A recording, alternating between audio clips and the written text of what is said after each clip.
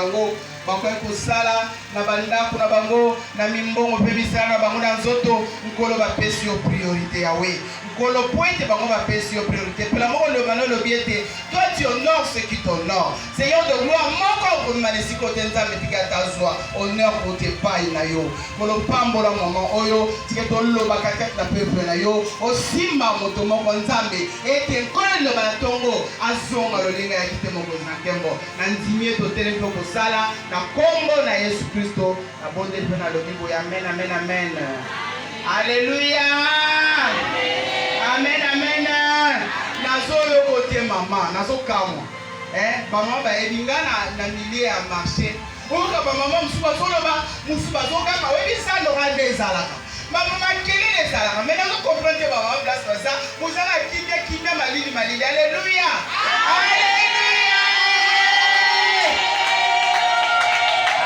amen esika bamama baza esengeli osantaka chaleur wana na pesi lisusu matondi mpona epai na baongo na nzambe kobanda na apotre na biso Narcisse Mulamba kopesa ngai nzela mpona tina na kotelema katikati esika oyo solo azali pamboli mpenza mpona tina na biso po ete papa ne moboti azalaka mpenza miroir mpona biso ye na pambolaka mpe libala na biso vraiment azali pamboli mingi mpona tina na biso amen mpe na mama Henriette nzambe apambolo mingi po ete oza toujours reconnaissant mpe bamama mpe basali na nzambe baprofetese nde bozawa baongo na nzambe vraiment nakumbisi nzambe tikete nzambe na nguya apambola bino po ete nakozwa malalo katikati na esika oyo na boye teme na biso central toyebi bazoloba femme réveillée en Christ linga elobi ete mwasi oyo alamuki kati na nkolo mwasi oyo alamuki mpona ntina na masanga ya oyebi mikolo eza politike mikolo ezali kotenga na vanda bamona na vanda nsima wana oki makelele ote oyebi te mama songola azoya bamama baye basangani bandi koyembela ye vimba te me biso tosangani baye bamama réveillé en Christ po tososola toza bamama oyo toyangani mpona ntina moziki te mpona ta basongasonga te me toyezali oyo tolamuki mpona ntina na nkolo eske eza na mama moko alamuki mpona ntina na nkolo na esika oyo nzambe apambola pambona yo amen teme central na biso ebi mwasi oyo alamuki mpona nkolo mpe ngai suteme na ngai nazoloba femme réveillée en Christ c'est une force pour son église parce que ngai naoki bamoni invitation bazoloba na mwasi oyo alamuki kati litonga na ye amen amen femme réveillée c'est une force pour son église mwasi oyo alamuki aza nguya aza makasi mpo na tana etonga na ye nana alobi amen totangi na makomi awa na psaume 68 verset 12 eza koloba eso likolo na etubu na basi eske moto moko kotangela biso psaume chapitre 68 verset 12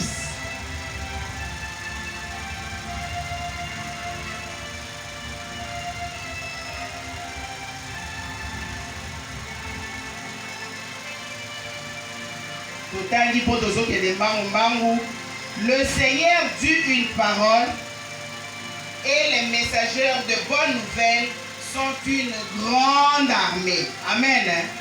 Les messagers de bonnes nouvelles sont une grande armée. Parce que quand on a le biloba, paix, pas messager, l'autre pas messager. Pourquoi t'as moi classe? Attends à moi école primaire, parce que il faut au Cameroun, masculin et féminin. Messager à ça, mobile. Messager à ça, nani? Babi a une grande armée. Baza une grande armée. Armée likolobani. Armée to nalinga to ebi eza mapinga. Bobote. Nazoyeba Mobutu. Papa na soka za kuna eteni mo ndo le sami na radio sur information elingi et l'état.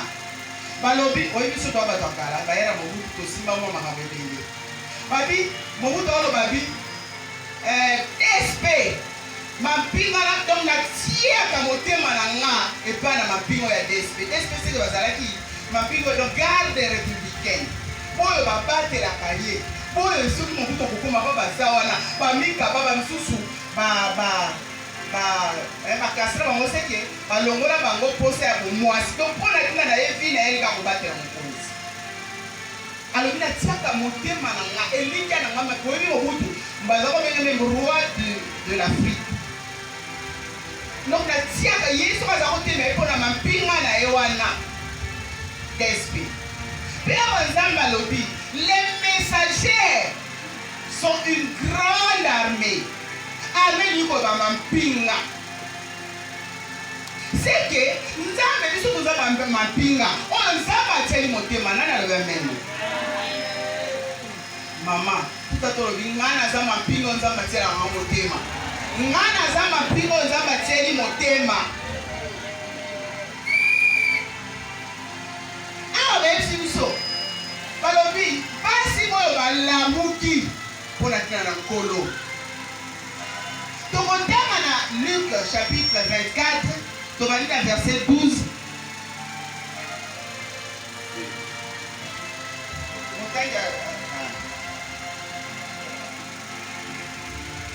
toza na heure limitée toyebi te soki toza na combien de temps est-ce qu'on consomme sur 10 minutes Luc chapitre 24 verset 1 à 12 Luc chapitre 24 verset 1 à 12 Nathan Makombo na Yesu. Le premier jour de la semaine, elles se rendirent au sépulcre de grand matin, portant les aromates qu'elle avait préparés. Verset 2. Elles trouvèrent que la pierre avait été roulée devant le sépulcre. Verset 3. Et, étant entrées, elles ne trouvèrent pas le corps du Seigneur Jésus. Verset 4. Comme elles ne savaient que penser de cela, voici, deux hommes leur apparurent en habits resplendissants. Verset 5. Saisies de frayeur, elles baissèrent le visage contre terre. Mais il leur dit, pourquoi cherchez-vous parmi le mort celui qui est vivant? Verset 6. Il n'est point ici, mais il est ressuscité. Souvenez-vous de quelle manière il vous a parlé lorsqu'il était encore à Galilée. Verset 7. Et qu'il disait, il faut que le Fils de l'homme soit livré entre les mains de pécheurs, qu'il soit crucifié et qu'il ressuscite le troisième jour.